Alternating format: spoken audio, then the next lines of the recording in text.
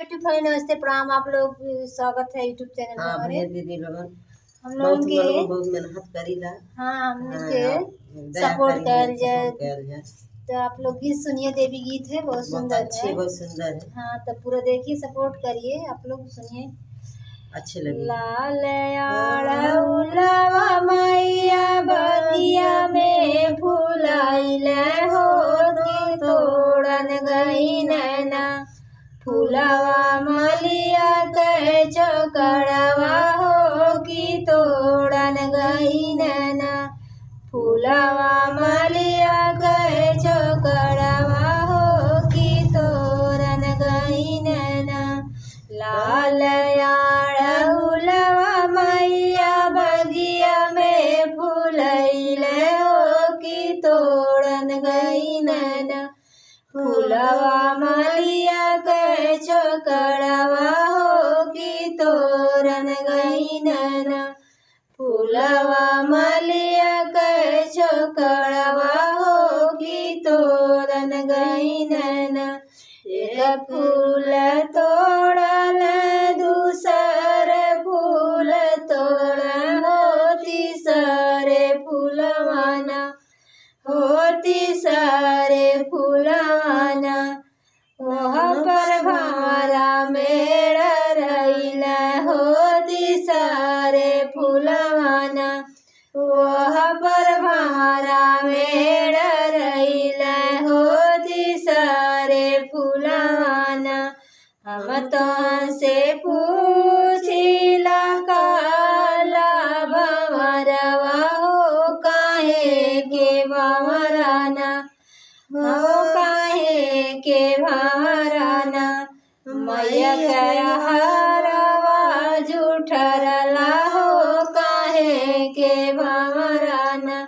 मैया के हरवा जुठरला हो काहे के भंवराना। हम तो से पूछिला काला भंवरवा हो काहे के भंवराना हो काहे के भंवराना। मैया हरवा जुठरला हो काहे के भंवराना। मैया हरवा जुठरला हो काहे के भंवराना। इतना बचानी भंवरा सुनहु न पवन हो कि उहु चलनना हो कि हमहु चलनना।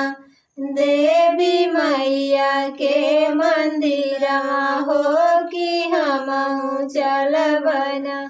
एतनी बचनिया भंवरा सुनहु न पवन हो कि हमहु चलबना हो कि हमहु चलबना। देवी मैया के मंदिरवा हो कि हमहु चलबना। देवी मैया के मंदिरवा हो कि हमहु चलबना। आगे आगे मलिया चल पीछे से भंवरवा हो पहुँची गई नैना हे पहुँची गई नैना। देवी मैया के मंदिरवा हो चहुँकी गई नैना। देवी मैया के मंदिरवा हो चहुँकी गई नैना। मलिया के फूलवा चढ़ावेला मलियावा हो पूछे हो लागेना का पूछे हो लागना। काहे आढ़उल जुठरला मोर पूछे हो मैया ना। काहे के आढ़उल जुठरला हो पूछली मैया ना। मलिया के फूलवा चढ़ावला मलियावा हो पूछली मैया ना।